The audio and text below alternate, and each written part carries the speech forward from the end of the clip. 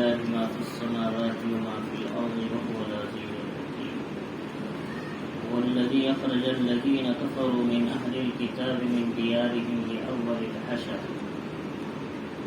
شروع کرتا ہوں اللہ کے نام سے جو بڑا مہربان نہایت رحم والا ہے. یہ سورۃ الحشر مدنی ہے. اس کے اندر 24 آیتیں اور 3 رکوع ہے. اس سورت کا نام اللہ تعالیٰ نے سورۃ الحشر اس لیے رکھا کہ حشر کے معنی جمع ہونے کے آتے ہیں. ایک ساتھ مدینے کے اندر جو قبائل تھے یہود کے، بنو نذیر، بنو قریظہ، بنو خیرخہ، یہ 3 یہودی قبائل تھے مدینے میں. ان کی شرارتوں کی وجہ سے ایک قبیلے کو مدینے سے اول بار نکالا گیا، جس کو ایک ساتھ جمع کر کے، تو لہذا جس کو اول حشر کہا جاتا. چنانچہ اللہ رب العزت نے اسی کا پس منظر رکھتے ہوئے کہ اس سورت کا نام سورۃ الحشر دیا، یعنی اس میں بنو قریظہ نذیر کو مدینے سے نکال کر مدینے کے باہر کر دیا گیا، سب کو جمع کر کے ان کے قبیلے کو.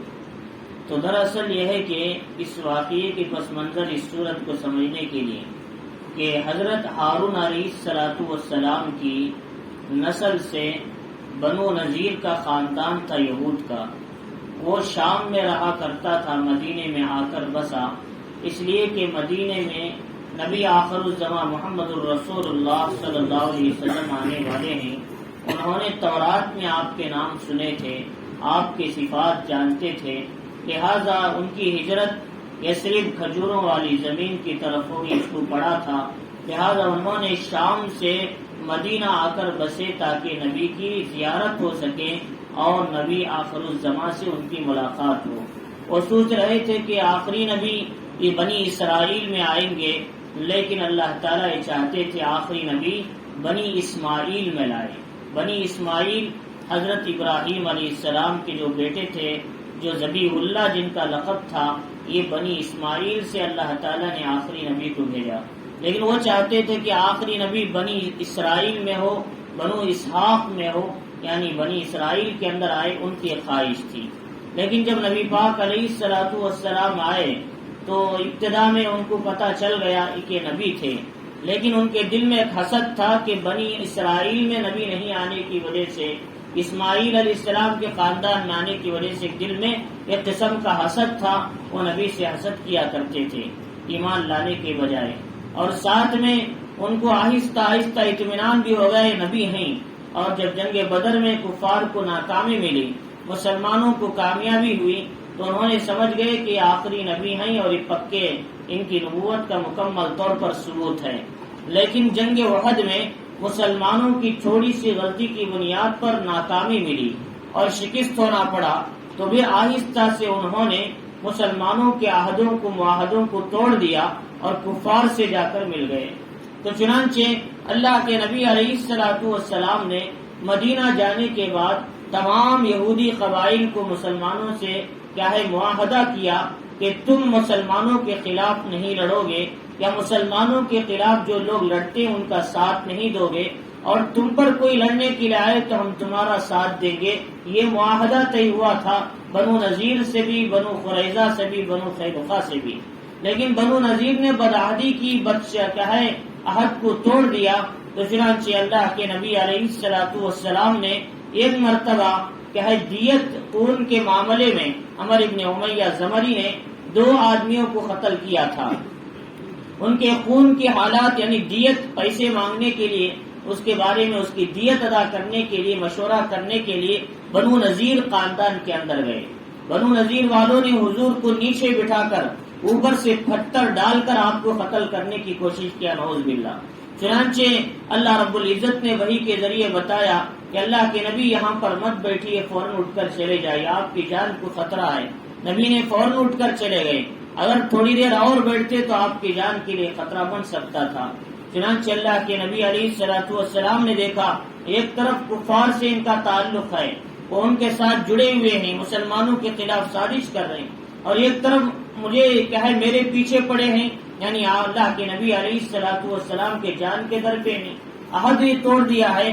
اللہ کے نبی علیہ السلام نے جنگ احد کے بعد جو صحابہ کی جماعت کو لے کر ان کی 2-3 میل کا فاصلہ تھا، مدینے سے بنو نذیر رہتے تھے، ان کے قلعوں کا محاصرہ کر لیا، گھیر لیا ان کے قلعوں کو، اور فرمایا کہ 21 دن تک ان کے قلعوں کا محاصرہ رہا۔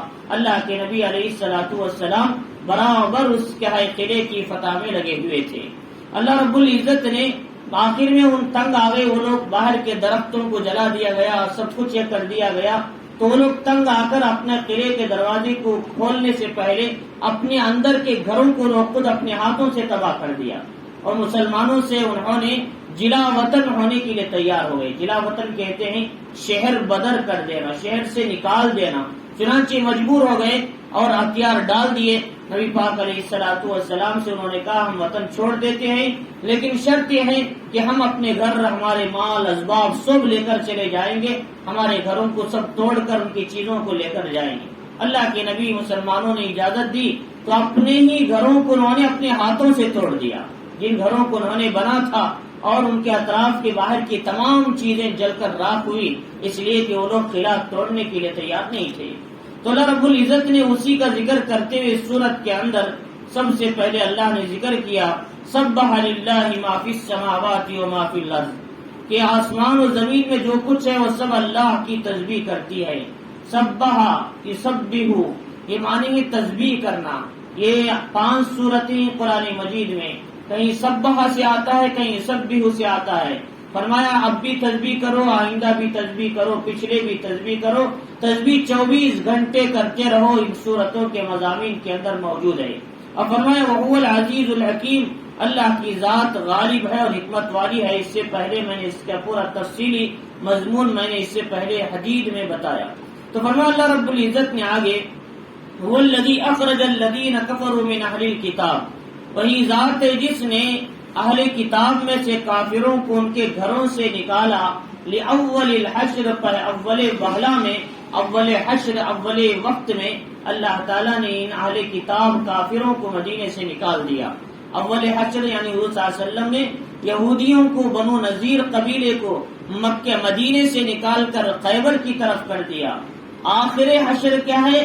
حضرت عمر کے زمانے میں یہ اول حشر ہے، ایک آخر حشر بھی ہے۔ حضرت عمر کے زمانے میں جب انہوں نے شرارتیں کی، حضرت عمر نے خیبر سے نکال کر ملک شام کی طرف بھگا دیا۔ تو گویا یوں اس طریقے سے ایک بار حضرت عمر کے زمانے میں ان کو مدینے کے اطراف سے بھگایا گیا، ایک ابتدا میں مدینے کے اندر سے ان کو باہر ہٹا دیا گیا۔ یہ قوم بڑی ذلیل قوم تھی دنیا میں، لیکن آج یہ سمجھتی ہے کہ ہم سے بڑی معزز قوم کچھ بھی نہیں ہے۔ ان کی مجمع زیادہ سے زیادہ 1.5 کروڑ 2 کروڑ کا مجمع رہتا ہے، ان کا چھوٹا سا شہر کیا ہے، ان کا اسرائیل ہے، لیکن یہ اپنی چال سے، اپنے ارادوں سے، اپنے خیالات سے امت کو لڑانے اور امت میں اختلاف ڈالنے، قوموں میں لڑانے کا کام کر کے یہ اپنا جال بچھانے کا کام کرتے ہیں۔ چنانچہ تو یہود کی پہلے زمانے سے ذلت رہی، لیکن آج بھی ذلیل ہے قوم، لیکن اس کو کیا ہے، اپنے چال و چلن سے اپنے آپ کو معزز بتاتی ہے۔ تو اللہ رب العزت فرمانی ما ظننتم ان یخرجوا، تم سمجھ رہے تھے کبھی بنو نذیر بھی یہاں سے نکلیں گے؟ اتنے بڑے قلعے چھوڑ کر، اتنے گھر و بار چھوڑ کر کیسے جائیں گے؟ یہ مسلمان سمجھ رہے تھے۔ فرمایا کہ وظنوا انہم مانعتهم اصولہم، اور یہ لوگ سمجھ رہے تھے کہ ہماری جو مضبوط محل، مضبوط قلعے ہماری حفاظت کریں گے، یہود سمجھ رہے تھے۔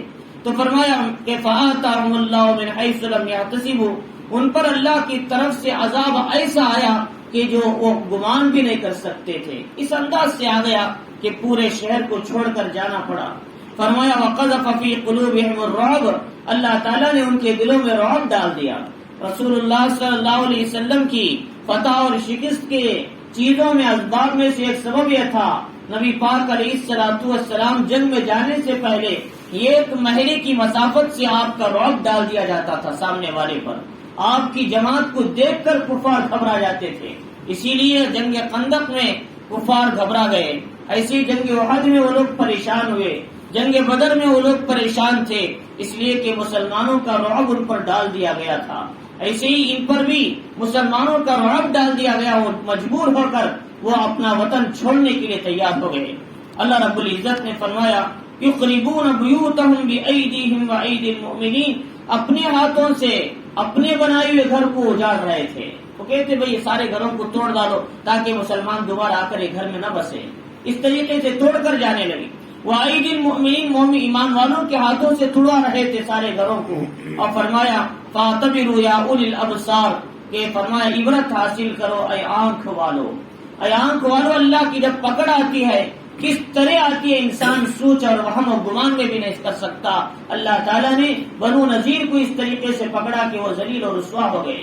اللہ رب العزت فرما رہے آگے اس کا ذکر کرتے ہوئے وَلَوْلَا أَن كَتَبَ اللَّهُ عَلَيْهِمُ الْجَلَاءَ لَعَذَّبَهُمْ فِي الدُّنْيَا، اگر اللہ تعالیٰ ان پر جلا وطنی نہ ڈالتا، یعنی ان کے مقدر میں وطن چھوڑنا نہ لکھتا، تو اللہ کا عذاب ان پر اسی وقت آ جاتا. اس لیے کہ انہوں نے نبی کے ساتھ غداری کی ہے، نبی کو تکلیف پہنچانے کی کوشش کی ہے. اگر ان کے مقدر میں وطن چھوڑنا نہ ہوتا، اللہ تعالیٰ ان پر بھی عذاب ویسا لاتے جیسے بنو قریظہ پر لائے تھے.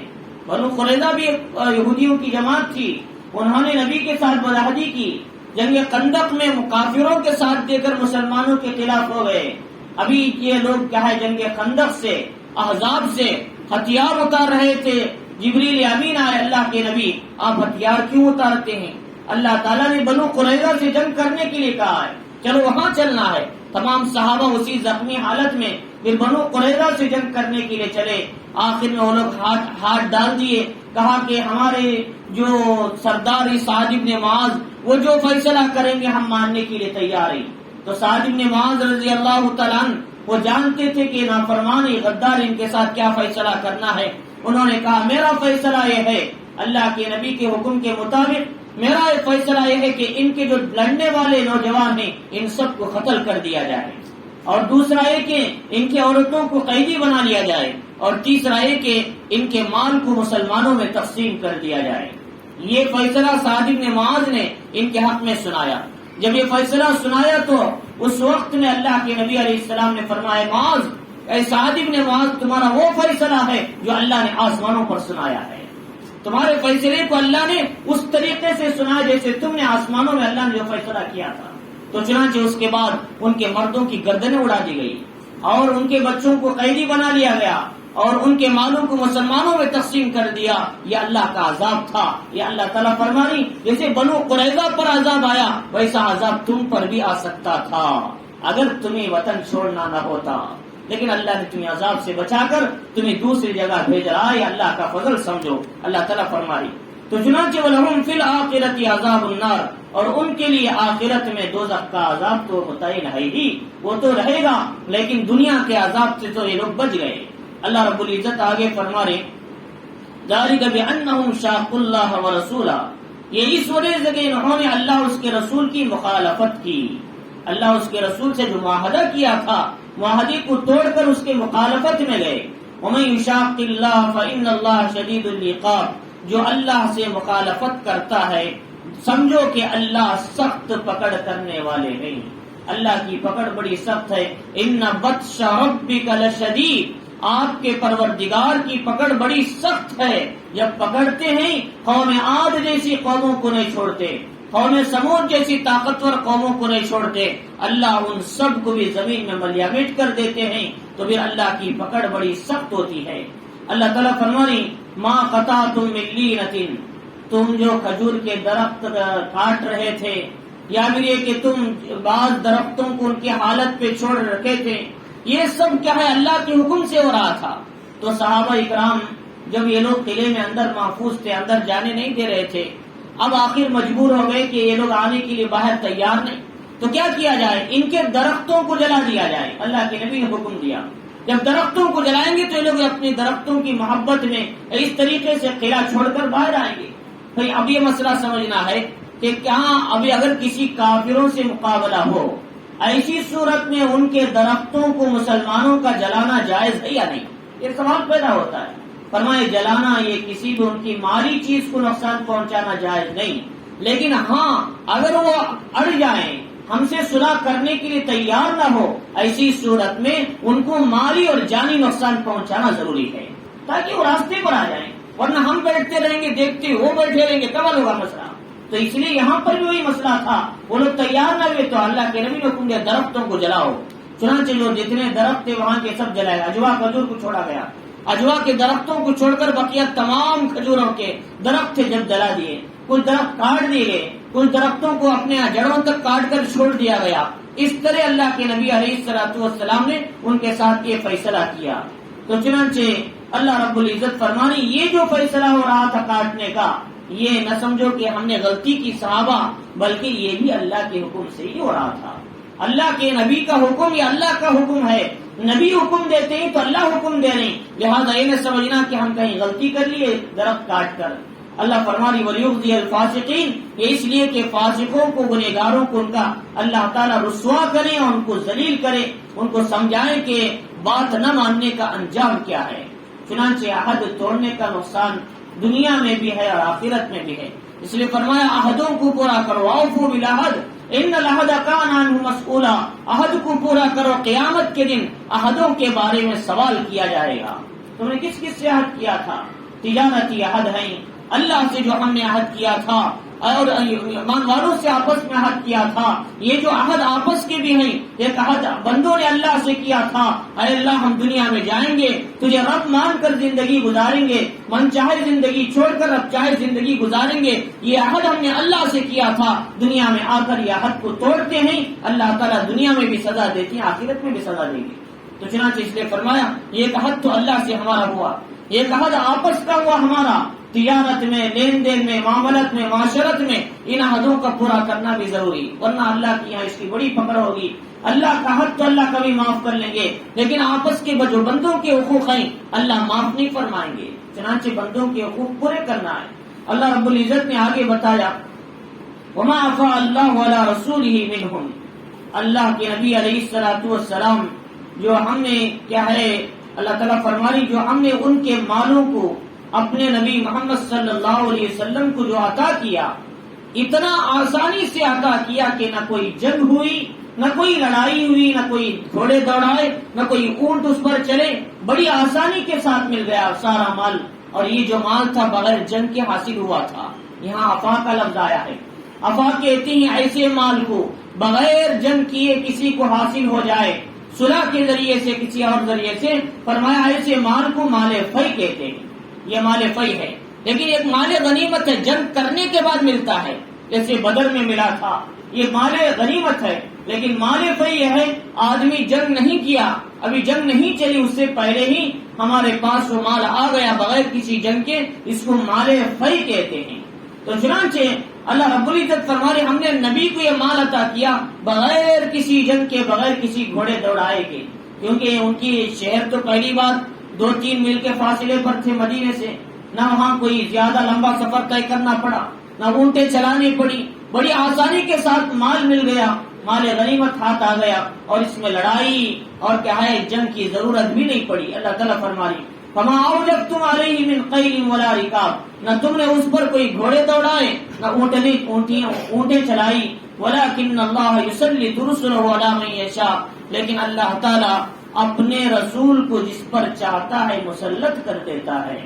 چنانچہ یہود پر بھی اللہ تعالیٰ نے اپنے نبی کو مسلط کیا اور ان کو اس کی سزا اور اس کا انجام ان کو سمجھایا۔ اللہ تعالیٰ فرمائی واللہ علی کل شیء قدیر، اللہ تعالیٰ ہر چیز پر قادر ہے۔ اب یہ مسئلہ ہے کہ جو مال فی ملتا ہے یہ مال کو کیسے تقسیم کریں۔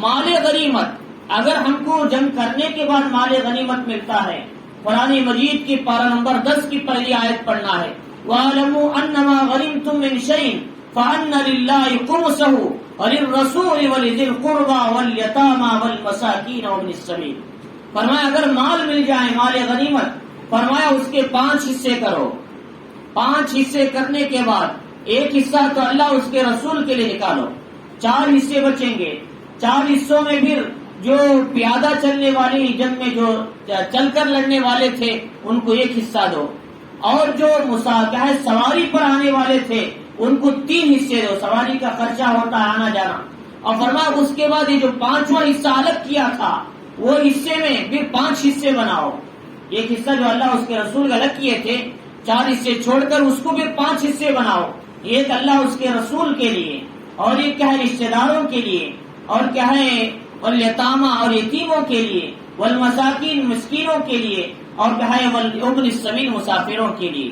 چنانچہ اللہ کے نبی علیہ الصلوۃ والسلام نے فرمایا یہاں جو اللہ کا نام لیا گیا للہ، یہ بطور برکت کے لیے۔ اللہ کو تو مال کی ضرورت کیا ہے؟ یہ سارا مال تو اللہ کا ہے، برکت کے لیے اللہ کا نام لایا گیا، ورنہ تو یہ مال کو اللہ کے نبی کو دیا گیا۔ اللہ کے نبی نے فرمایا جب تک یہ مال میرا ہے میرا، لیکن میرے بعد یہ مال کسی آدمی کو وراثت میں نہیں ملے گا، بلکہ اس کو آئندہ غریبوں میں صرف کیا جائے گا۔ اسی یہی 5 قسمیں ہیں کہ ابن السبیل، مسافر، یتیم، ان لوگوں میں خرچ کیا گیا۔ چنانچہ اللہ کے نبی کی جتنی زمینیں تھیں وراثت میں یا آپ کو جو ملی تھی، فرمایا اس کی وراثت آئندہ نہیں چلی۔ حضرت فاطمہ نے پوچھا حضرت ابوبکر صدیق سے فدق کی زمین میرے والد کی کچھ دے دو۔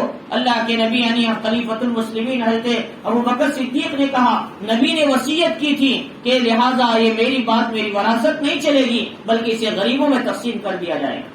چنانچہ اس کے جو جتنے پیداوار آتے تھے وہ سب غریبوں میں ازواج مطہرات میں بھی تقسیم ہوتا تھا، پھر ان کے بعد غریبوں میں تقسیم ہونے لگا۔ تو چنانچہ اس لیے کہ انما العلماء ورثۃ الانبیاء وان الانبیاء لم يورثوا دینارا ولا درہما انما ورثوا العلم، اس لیے کہ انبیاء جو آتے ہیں وہ دینار و درہم کی وراثت نہیں بنا کر جاتے، بلکہ وہ علم کی وراثت دے کر جاتے ہیں۔ چنانچہ ان کی کوئی وراثت نہیں ہوتی، اور جو ہے وہ سب غریبوں میں تقسیم ہوگا۔ تو یہاں پر بھی جو مال غنیمت میں جو 5واں حصہ ہے وہ غریبوں میں تقسیم ہوا بعد میں۔ اللہ یہاں پر بھی آگے اسی کا ذکر کرتے ہوئے مال فی ہے، اور مال فی کو بھی اللہ تعالیٰ فرماری کہ ما افاء اللہ علی رسول من اہل القری، بستی والوں کا جو مال ہم نے اپنے رسول کو عطا کیا، مال فی فللہ وللرسول، نمبر 1 اللہ اس کے رسول کے لیے، ولذی القربى نمبر 2 رشتہ داروں کے لیے، والیتاما نمبر 3 یتیموں کے لیے، نمبر 4 مسکینوں کے لیے، وابن السبیل نمبر 5 مسافروں کے لیے۔ وابن السبیل سبیل کا بیٹا، راستے کا بیٹا، اس لیے کہ جو بھی راستے کو جاتا ہے وہ راستے کا ہی بیٹا ہوتا ہے، اس لیے وہ سارا راستہ اس کا ہی ہوتا ہے۔ تو فرمایا کئی لا یکون دولۃ بین الاغنیاء، تو یہ 5 قسموں میں یہ مال تقسیم ہوگا۔ ایک تو اللہ کے رسول کو ملے گا، اللہ تعالیٰ اس بطور نام یہاں پر برکت کے طور پر لائے، اور 4 حصے ہیں غریبوں میں تقسیم ہوں گے، مسافروں میں یعنی مسکین میں، یتیم میں، رشتہ داروں میں 4 حصے تقسیم ہوں گے۔ اس طرح پورے مال کو تقسیم کیا جائے گا۔ ایک تو پہلی قسم کَيْلَا يَكُونَ دُولَةً بَيْنَ الْأَغْنِيَاءِ مِنْكُمْ، اس لیے کہ مال صرف مالداروں کے ہاتھ میں ہی نہ رہے بلکہ غریبوں کے ہاتھ میں بھی جائے مال، کچھ وہ بھی اپنی اپنی ضرورتیں اپنے احتیاجات پورے کریں۔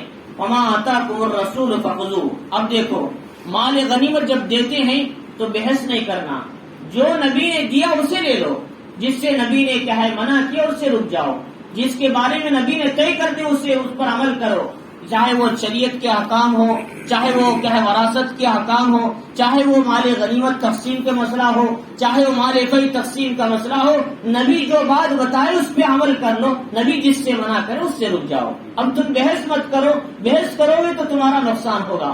اللہ تعالیٰ فرمانے وما آتاکم الرسول فخذوه وما نهاکم عنہ فانتہوا، چنانچہ ہماری شریعت کے اندر اللہ رب العزت نے دین کو کامل کر دیا، کہ اللہ نے خود قرآن مجید میں فرمایا حجۃ الوداع میں 10 سن ہجری میں آپ کا آخری حج تھا، ادا کیا جا رہا تھا عرفات کے میدان میں، آپ عصر کے وقت اونٹنی پر سوار تھے، اللہ نے آیتوں کو اتارا الیوم اکملت لکم دینکم واتممت علیکم نعمتی ورضیت لکم الاسلام دینا، آج میں نے تمہارا دین تمہیں کامل کر دیا اور میں نے اپنی نعمت کو مکمل کیا۔ کیا ہے اللہ کی نعمت؟ اسلام، دین۔ فرمایا میں نے جس اسلام کو پسند کیا تمہارے لیے وہ دین اسلام ہے۔ اب اللہ کیا فرما رہی؟ میں نے دین کو کامل کر دیا۔ اب کوئی آدمی کوئی رستہ اختیار کر کے کوئی کیا ہے چیز بنا کر، کوئی عیدیں بنا کر یا کوئی چیزیں بنا کر یہ کہتی ہے یہ بھی دین ہے، تو سمجھو نبی کے دین کامل پر اب کسی طرف سے اضافہ کر رہا ہے۔ اللہ فرما رہے ہم نے دین کو کامل کر دیا، اب اس کامل دین پر اپنی طرف سے کچھ ڈال رہے ہیں لوگ۔ فرمایا یہ ہے فرمایا بدعت جسے کہتے ہیں، جو دین مکمل ہو گیا اس پر اپنی طرف سے کوئی چیز لا کر پھر اسے دین سمجھنا، فرمایا یہ کیا ہے؟ بدعت بن جاتا ہے۔ بدعت کی 2 قسمیں ہیں، ایک بدعت فی الدین ہے، ایک بدعت فی الدین ہے۔ بدعت فی الدین وہ ہے آدمی کسی چیز کو دین سمجھ کر اس پر عمل کرنے لگے جیسے دین کا عمل کیا جاتا ہے، جیسے ایک آدمی ایک عید کر رہے ہیں، وہ عید ویسا کر رہے ہیں جیسے ہم عید الفطر کو کر رہے ہیں پابندی سے، وہ عید ویسی منا رہی جیسے عید الاضحیٰ کو مناتی پابندی سے. اب سمجھو یہ عید شریعت میں ثابت نہیں، لیکن وہ شریعت کے عمل کی طرح کر رہے ہیں پابندی سے، فرمائی بدعت بن جاتا ہے. آج بھی ہمارے یہاں معمول ہوتا ہے کہ کیا ہے اس مہینے میں بھی اکثر لوگ عید کرتے ہیں جو رجب کے نام سے پوریوں کی. فرمایا میرے بھائیوں یہ عید حدیث سے قرآن سے ثابت نہیں ہے، اور جتنے واقعات اس میں بتائے گئے ہیں وہ سب جھوٹے ہیں اور موضوع واقعات ہیں. اور حضرت امیر معاویہ رضی اللہ تعالیٰ عنہ کی جب وفات ہوئی تھی تو اس وقت میں رافضیوں نے، شیعوں نے حضرت امیر معاویہ کی وفات کی خوشی میں پوریاں بنا کر تقسیم کیا تھا. اسی تاریخ کو جو ہم یہ جو رجب کا مہینہ جس تاریخ کو حضرت جعفر صادق کی دعوت کہہ رہے ہیں، اسی تاریخ کو امیر معاویہ کی وفات پر شیعوں نے پوریاں بنا کر تقسیم کیا تھا. تو اب یہ سمجھو جعفر صادق کی عید ہوئی، امیر معاویہ کی عید ہوئی. ہم کس کی عید منا رہے ہیں؟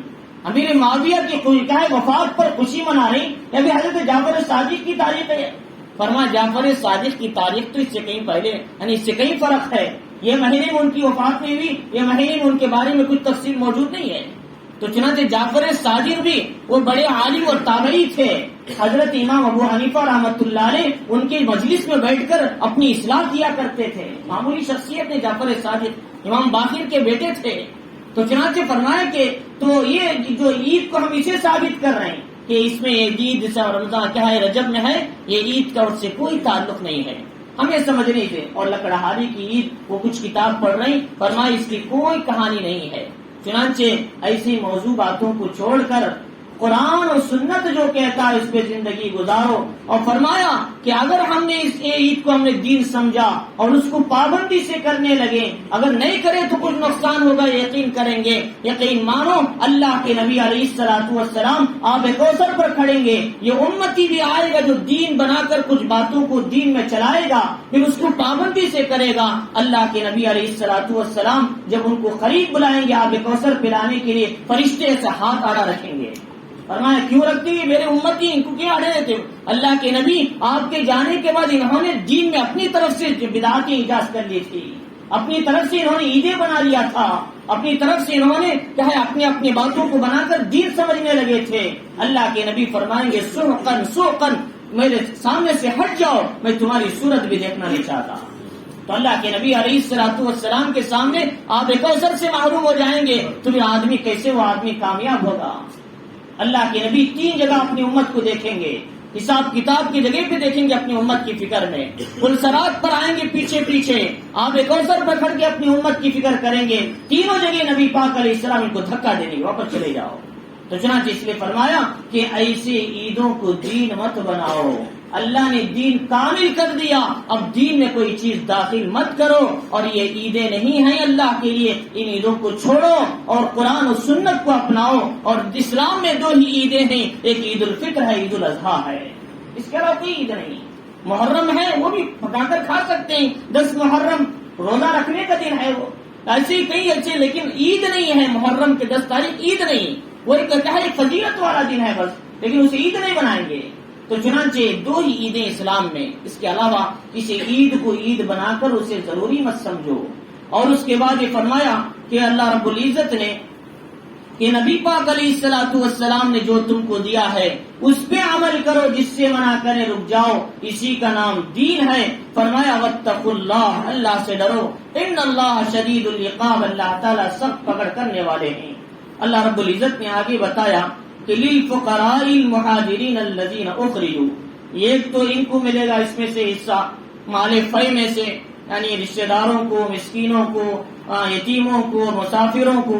پھر دوسرے نمبر پر ان مہاجرین فقراء کو ملے گا جنہوں کے جو لوگ مال اور کیا ہے گھروں سے نکال دیے گئے.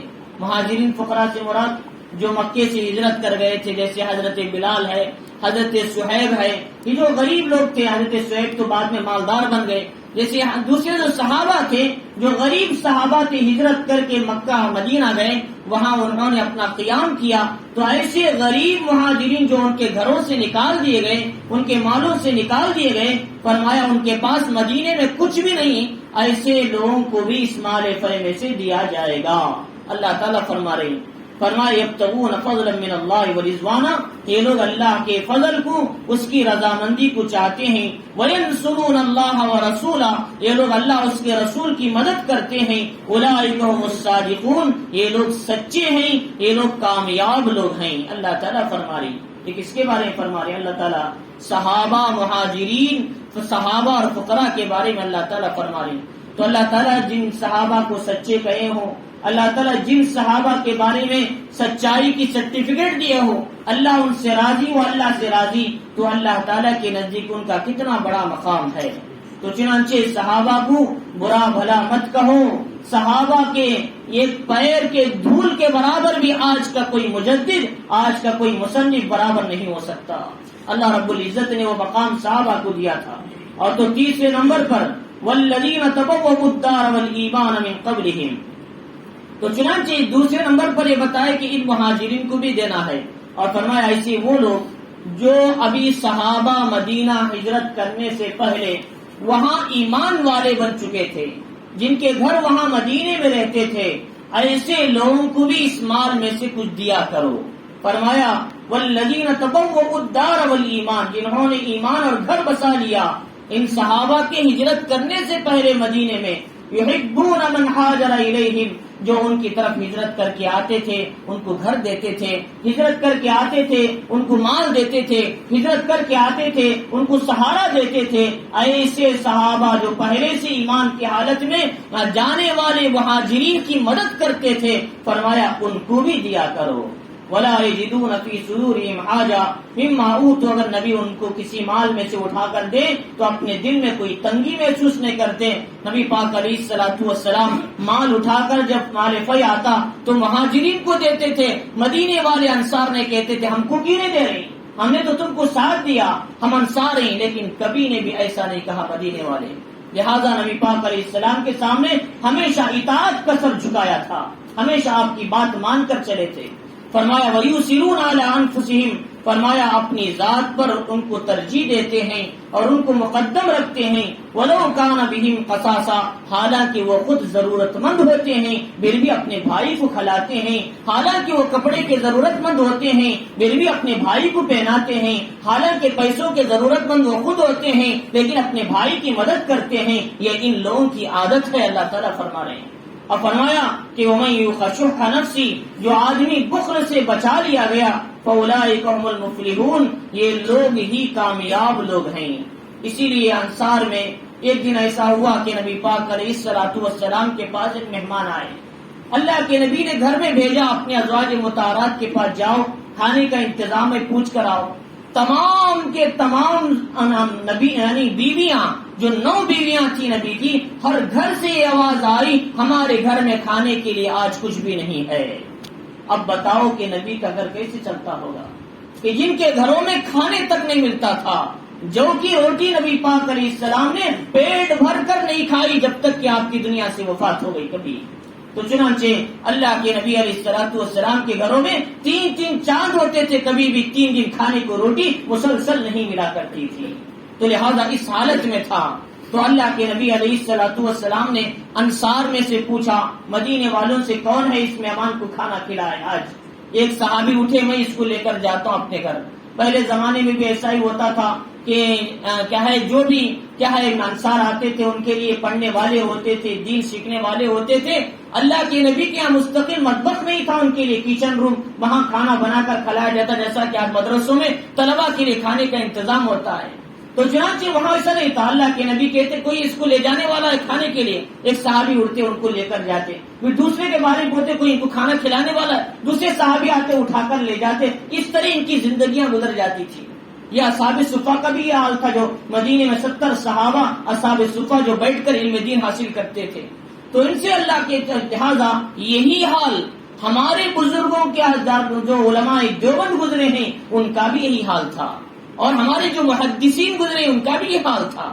حضرت امام نسائی رحمۃ اللہ علیہ، امام بخاری رحمۃ اللہ علیہ، ان سے پوچھو کہ انہوں نے علم دین کیسے حاصل کیا۔ ان کے لیے کوئی مطبخ نہیں تھا، کوئی گھر نہیں تھا، یہ جس ملک میں جاتے تھے اس استاد کے پاس صرف پڑھنے کے لیے کتاب لے کر جاتے تھے، پھر آ کر مسجد کے جو حصیر ہوتی تھی اس میں لپٹ جاتے تھے، وہی سو جاتے تھے۔ اور جو بازار میں لوگ ترکاری کیا ہے جو بیچ کر یعنی چلے جاتے، جو کچرا ہوتا پھینک کر انہیں ترکاریوں کو چن کر لا کر دھو کر کھا لیتے تھے، ان کا کھانا تھا۔ یہ جب جا کر محدث بنے، یہ جب جا کر آج امت کو علم دین پہنچائے، آج ہمارے پاس سارا کھانا آرام سے مل رہا ہے، اطمینان سے مل رہا ہے، لیکن ہمیں علم دین سیکھنے کا شوق ہی کہاں، ہمیں قرآن سیکھنے کا شوق ہی کہاں ہے؟ تو لہذا ہم کو چاہیے کہ قرآن سیکھیں۔ اللہ نے تمام اسباب و ذرائع آسانی کے ہم کو عطا کیے ہیں، ان محدثین کی قربانیوں کو دیکھیں۔ تو اللہ کے نبی علیہ الصلوۃ والسلام نے تو فرمایا کہ کون لے کر جائے گا؟ ایک صحابی اٹھے، میں لے کر جاتا ہوں۔ گھر میں جا کر پوچھے کھانے کے لیے، آج کچھ ہے؟ مہمان لے کر آیا۔ تو انہوں نے کہا کہ آج ہمارے پاس اتنا کھانا ہے، صرف ہمارے بچوں کو کھلا سکتے ہیں۔ وہ صحابی نے کہا بچوں کو سلا دو لیکن مہمان کو کھلاؤ، بچوں کو سلا دو لیکن مہمان کو کھلاؤ۔ تو انہوں نے مہمان جب کھانے کے لیے بیٹھے تو ظاہر بات ہے کہ سامنے والے کو بھی بلاتی ہیں، گھر والے کو، کہ انہوں نے چراغ درست کرنے کے بہانے سے چراغ کو بجھا دیا تاکہ مہمان کھا لے اور خاموش ہم رہ جائیں۔ تو چنانچہ اس راستے میں وہ تھوڑی دیر میں مہمان تو کھانا کھا لیا اور ان سے کہا تم کھائے؟ بھائی ہاں بھائی ہم بھی کھا لیے، لائٹ نہ جلنے کی وجہ سے آپ کو پتا نہیں چلا، حالانکہ لوگ نہیں کھائے تھے کھانا۔ تو سامنے والے مہمان کو کھلا دیا، اور جب صبح ہوئی اللہ کے نبی علیہ الصلوۃ والسلام سے صحابی جا کر کہا اللہ کے نبی نے ہمارے گھر میں کھانا نہیں تھا، ہم نے بچوں کو بھوکا سلا دیا، ہم خود بھی بھوکے سو گئے، ہم نے ایک مہمان کو کھانا کھلا دیا۔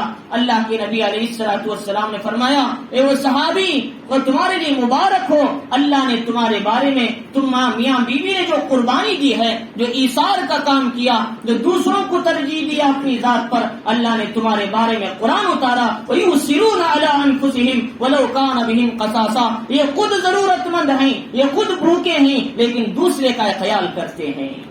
اللہ تعالیٰ نے ان کے بارے میں آیتیں اتاری۔ یہ تھے انصار مدینے والے، یہ تھے صحابہ۔ ویسا ایثار ہمارے اندر آنا زمین اور آسمان کا فرق ہے۔ تو اللہ رب العزت فرما رہی والذین جاؤوا من بعدہم، تو پہلی جماعت غریبوں مسکینوں کو اس مال میں سے کھلائیں۔ دوسرا ہے جو لوگ مدینے میں آ کر پہلے سے قیام کیے ہیں ان لوگوں کو بھی اس میں کیا ہے کھلانا ہے، مال کیا ہے مال فی میں سے دینا ہے۔ تیسری قسم وہ لوگ جو ان کے بعد آئیں گے، قیامت تک کبھی جنگ ہوئی مال فی ملے گا، ان لوگوں کو جو قیامت تک آئیں گے، جو ان کے بعد وہ لوگ کہیں گے ربنا اغفر لنا ولاخواننا الذین سبقونا بالایمان، کیا دعا کریں گے؟ اے ہمارے پروردگار ہمیں بخش دیجئے، اور ہمارے وہ بھائی جو ہم سے پہلے ایمان کی حالت میں چلے گئے، ہم سے پہلے ایمان کی حالت میں جو چلے گئے، صحابہ تھے، تابعین تھے، جو لوگ تھے، وہ لوگ جو کہتے ہیں کہ وَلَا تَجْعَلْ فِي قُلُوبِنَا غِلًّا لِّلَّذِينَ آمَنُوا، ان ایمان والوں کے بارے میں ہمارے دلوں میں کوئی کینہ، کوئی دشمنی نہ ڈال، بلکہ اِنَّكَ رَءُوفٌ رَحِيمٌ، اے ہمارے پروردگار آپ بڑے ہی مہربان اور رحم کرنے والے ہیں۔ یہ جو دعا کرتے ہیں ان لوگوں کو بھی اس مال فی میں سے دیا جائے گا۔ یہ کون لوگ ہیں؟ وہ لوگ ہیں جو تابعین آئے، تابعین آئے صحابہ کے بعد، یا پھر جو بھی نیک لوگ ہیں صحابہ کے لیے دعائیں دیتے ہیں، صحابہ کے لیے نیک ارادے رکھتے ہیں، ایسے لوگوں کو بھی مال فی میں سے دیا جائے گا۔ یہ بھی انہیں سر فہرست میں آتے ہیں۔ چنانچہ اسی لیے مالک رحمۃ اللہ علیہ فرماتے ہیں جو رافضی شیعہ ہیں، جو حضرت علی کی محبت میں یہ کہتے ہیں کہ ہم کیا ہے صحابہ کو نہیں مانتے، ابو بکر صدیق عمر فاروق کے بارے میں برا بھلا کہتے ہیں، جو ان کو کیا ہے گالیاں دیتے ہیں، نعوذ باللہ، فرمایا ایسے شیعہ رافضی اگر ہیں تو فرمایا ان کو مال فی میں سے دیا نہیں جائے گا۔ کیوں؟ اس لیے کہ اللہ نے ان لوگوں کی تعریف فرمائی جو صحابہ کی تعریف کرتے ہیں، لیکن جن لوگوں کو جو صحابہ کی تعریف نہیں کرتے، صحابہ کو برا بھلا کہتے ہیں، انہیں مال غنیمت میں سے بھی کچھ حصہ نہیں ملے گا، مال فی میں سے بھی حصہ نہیں ملے گا، محروم ہیں لوگ۔ اس لیے عائشہ صدیقہ رضی اللہ تعالیٰ عنہا فرماتی ہیں لوگوں امرتم باصحاب رسول اللہ صلی اللہ علیہ وسلم بالاستغفار، تمہیں حکم دیا گیا کہ حضور صلی اللہ علیہ وسلم کے صحابہ کے ساتھ استغفار کیا کرو، ان کے لیے دعائیں کیا کرو، وانتم سبقتم، اور تم ان کو گالیاں دیتے ہیں، کتنی غلط بات ہے۔ یہ حضرت عائشہ فرماتی تھی، فرمایا کہ اللہ کے نبی علیہ الصلوۃ والسلام نے کہ اس کے بعد یہ فرمایا کہ صحابہ اکرام رضوان اللہ تعالی علیہم اجمعین کو جو چاہتا ہے ان کو قریب رکھتا ہے، اللہ تعالیٰ بھی ان سے محبت کرتے ہیں، ان کو قریب رکھتے ہیں، ان سے جو نفرت کرتا ہے اللہ بھی ان سے نفرت کرنے لگتے ہیں۔ تو چنانچہ اس لیے فرمایا کہ ہمیں چاہیے کہ تو اس میں یہ بتایا کہ اس دعا کے اندر یہ پہلے والوں کی کیا ہے دعائیں کرنے والے ان لوگوں کو بھی کیا ہے دیا جائے گا. اسی لیے نبی پاک علیہ الصلوۃ والسلام نے فرمایا لا تذهب هذه الامه، یہ امت اس وقت تک ختم نہیں ہوگی جب تک کہ اس امت کے آخری میں آنے والے اپنے پہلے والے ایمان والوں کو برا بھلا نہ کہیں گے جب تک قیامت قائم نہیں ہوگی. چنانچہ قیامت کی 15 علامتوں میں سے ہے وَلَانَ آخِرُ هَذِهِ الْأُمَّةِ أَوَّلَهَا، یہ امت کا آخری میں آنے والا طبقہ پچھلے جو گزرے نیک لوگ ان کو برا بھلا کہے گا. یہ قیامت کی 15 نشانیوں میں سے ایک نشانی ہے. چنانچہ کئی لوگ ایسے آئے جنہوں نے اللہ والوں کو برا بھلا کہا، صحابہ کو برا بھلا کہا، تابعین کو برا بھلا کہا. ان کی زبانیں اللہ والوں کو برا بھلا کہنے سے کبھی رکتی ہی نہیں. ایسے کچھ لوگ گئے.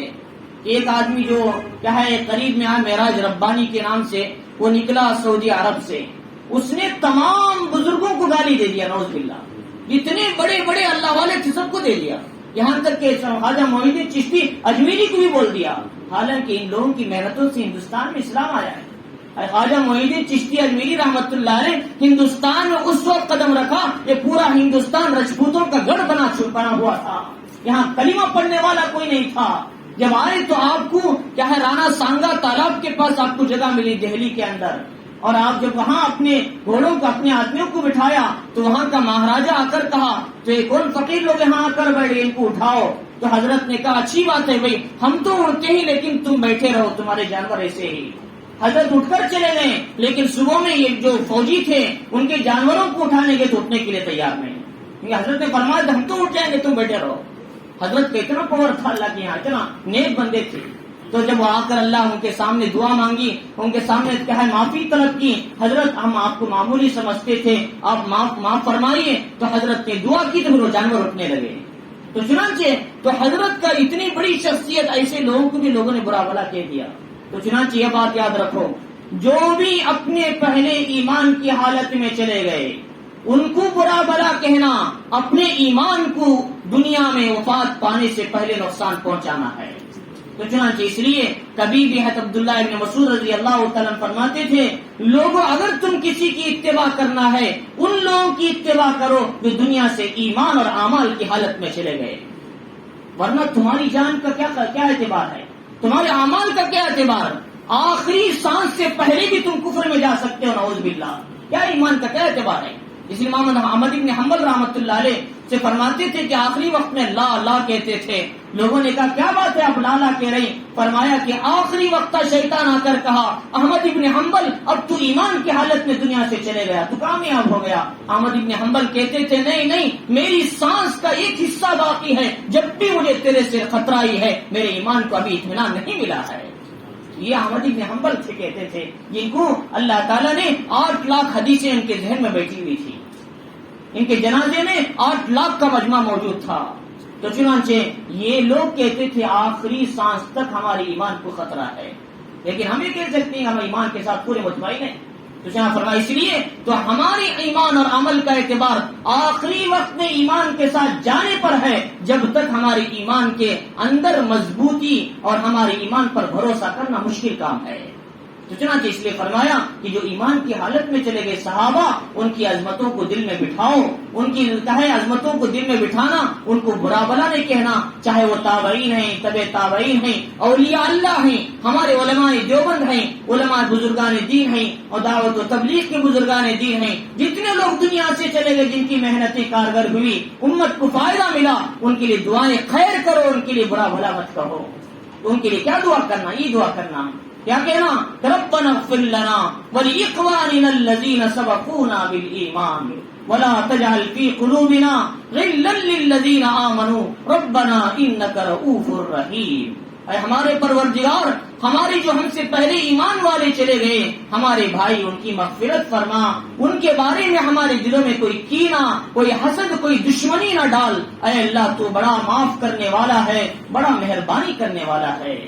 تو اس دعا کو ہمیشہ نمازوں میں پڑھتے رہیں. تو اللہ رب العزت آگے فرما رہی الم تر الی الذین نافقوا یقولون لاخوانہم الذین کفروا.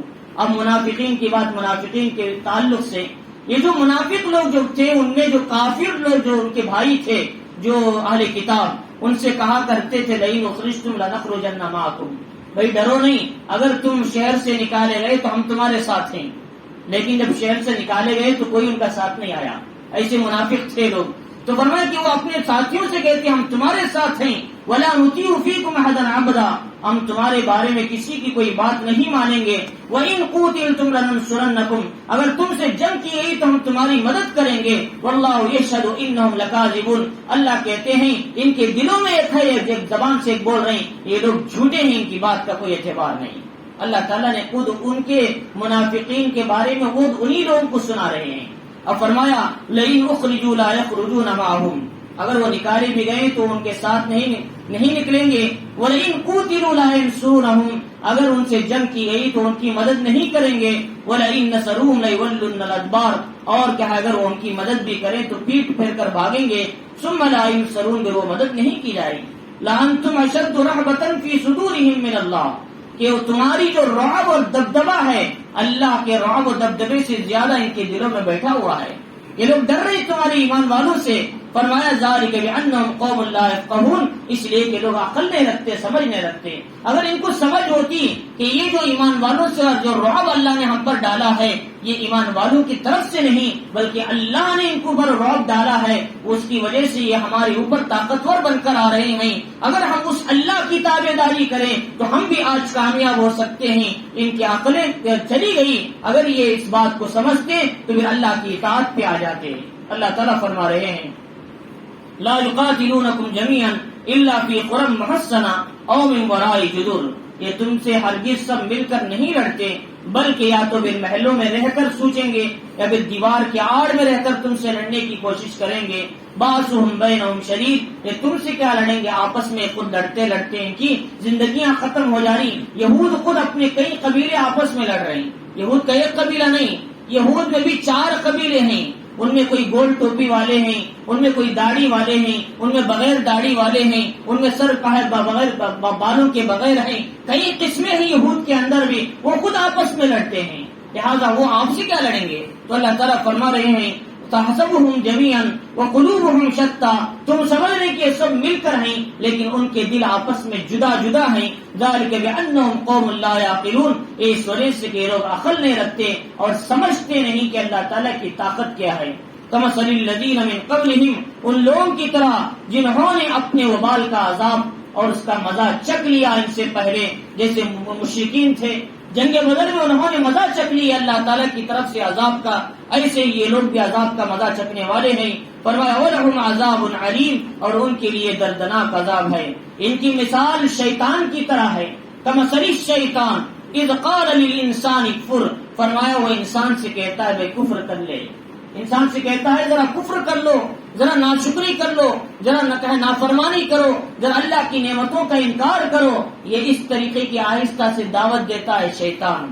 فرمایا فلما کفر، جب بندہ کفر کرنے لگتا ہے، شیطان کی بات سن کر گناہ کرتا ہے، قال انی بریء منک، اب شیطان کہتا ہے میرا کام لگانا تھا، شہد لگا دیا، اب اس پر مکھی بیٹھے گی، اس پر بندر آئے گا، اس پر جھپٹ مارے گا، وہ سب تمہارا کام، میں لگانا تھا لگا کر نکل جاتا ہوں، تم جو کچھ کرنا ہے کر لو، میں بھی ڈرتا ہوں اللہ سے، میں اپنا دیکھتا ہوں تم اپنا دیکھو، یہ شیطان کا کام ہے۔ تو چنانچہ اسی لیے فرمایا قال انی بریء منک، میں تم سے بری ہوں، مجھے کچھ تعلق نہیں تمہارے سے۔ شیطان جب تک دعوت دیا اس کے بعد الگ ہو جاتا ہے۔ انی اخاف اللہ رب العالمین، میں بھی رب العالمین اللہ سے ڈرتا ہوں، نہیں ایسا نہ ہو کہ اللہ مجھے نہ پکڑ لے، میں بھی اپنے حساب کتاب دینا ہے۔ یہ شیطان خود قیامت کے دن بندوں سے کہے گا جو لوگ اس کی تابعداری کرتے تھے۔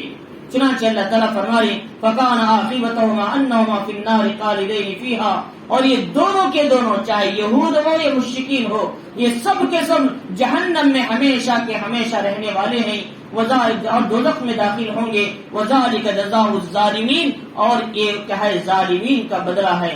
اللہ تعالیٰ آخر میں چند اہم باتیں نصیحت کی کہہ رہی، یہ بہت ہی ضروری۔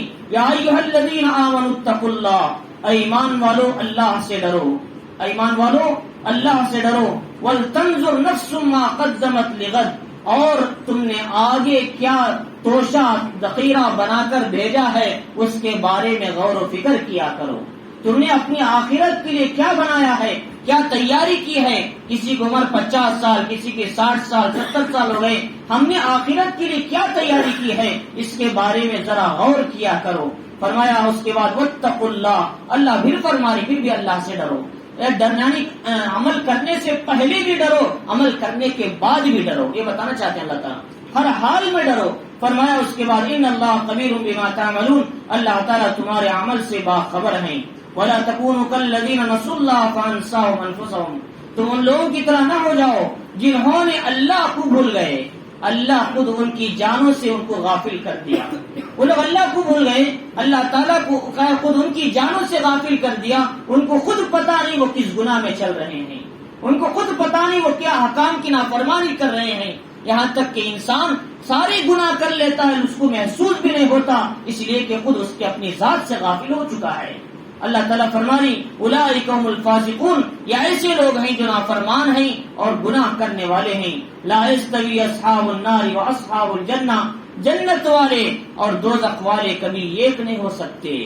جنت والے جنت میں جاتے ہیں، نعمتوں میں رہتے ہیں، دوزخ والے عذاب میں رہتے ہیں۔ فرمایا اصحاب الجنت هم الفائزون، اور جنت والے ہی یقیناً کامیاب لوگ ہیں، لہذا اپنے آپ کو محنت کر کے جنت والوں کی صفات میں داخل کیا کر لو۔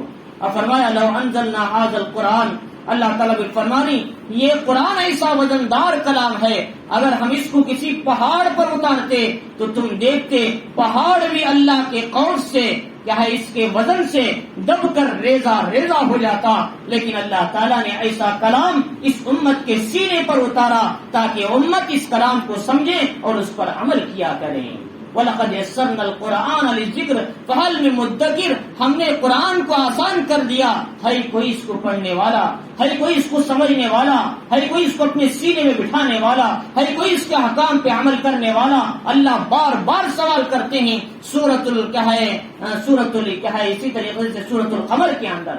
تو چنانچہ اس نے فرمایا کہ قرآن مجید پڑھنے کی کتاب ہے، یہ کتاب طاقوں میں سجانے کی کتاب نہیں، یہ کتاب صرف مردوں پر پڑھنے کی کتاب نہیں، یہ کتاب صرف گھر کی اوپننگ کی کتاب نہیں، یہ کتاب صبح سے شام سے صبح سے لے کر آج شام تک سونے تک کے پوری زندگی کے اصول اور ضابطے بتانے والی یہ کتاب ہے۔ تجارت ہماری زندوں کے لیے، دکان زندوں کے لیے، مال زندوں کے لیے، کپڑے زندوں کے لیے، آرام و آرائی زندوں کے لیے، بیوی بچے زندوں کے لیے، لیکن خدا کا کلام صرف مردوں کے لیے رکھ لیا، کتنی غلط بات ہے۔ تو چنانچہ اس لیے فرمایا کہ کلام مجید کو پڑھو، ایسا کلام اللہ تعالیٰ نے ہم کو دیا، ساری مخلوق عاجز آ گئی لیکن انسان نے اس کلام کو اٹھا لیا۔ اللہ رب العزت نے فرمایا کہ اللہ تعالیٰ فرمانی یہ مثالیں ہم لوگوں کو بیان کرتے ہیں تاکہ غور و فکر کریں۔ واللہ الذی لا الہ الا ہو، نہیں کوئی معبود سوائے اللہ کی، وہی اللہ ہے۔ عالم الغیب والشہادہ، ظاہر اور پوشیدہ کا جاننے والا ہے۔ والرحمن الرحیم، وہ کیا ہے نہایت ہی رحم کرنے والا اور مہربان ہے۔ فرمایا هو الذی لا الہ الا هو، اللہ الذی لا الہ الا ہو، وہی اللہ ہے، نہیں کوئی معبود سوائے اس کے۔ الملک، بادشاہ ہے۔ القدوس، جو نہایت ہی پاک ہے۔ السلام، امن والا ہے۔ المومن، السلام بے عیب ہے۔ المومن، امن والی ذات ہے۔ فرمایا المہیمن، اور کیا ہے نہایت ہی کیا ہے نگہبان ذات ہے۔ العزیز، غالب ذات ہے۔ الجبار، زور والی ذات ہے۔ المتکبر، یہ ہے بڑائی والی ذات ہے۔ فرمایا سبحان اللہ عما یشرکون، پاک ہے اللہ کی ذات جس سے وہ لوگ جو اللہ کے ساتھ شریک ٹھہرا رہے ہیں۔ اور فرمایا واللہ الخالق، وہی اللہ ہے جو پیدا کرنے والا، الباری، وجود دینے والا، المصور، انسانوں کو صورت بنانے والا، لہ الاسماء الحسنی، تمام اچھے نام اسی کے لیے سجتے ہیں۔ یسبح لہ ما فی السماوات والارض، شروع میں بھی یسبح ہے، آخری میں بھی یسبح۔ اللہ فرمانی زمین اور آسمان کی تمام چیزیں اللہ ہی کی تسبیح میں مشغول ہیں۔ او العزیز الحکیم، اللہ کی ذات غالب ہے اور حکمت والی ہے۔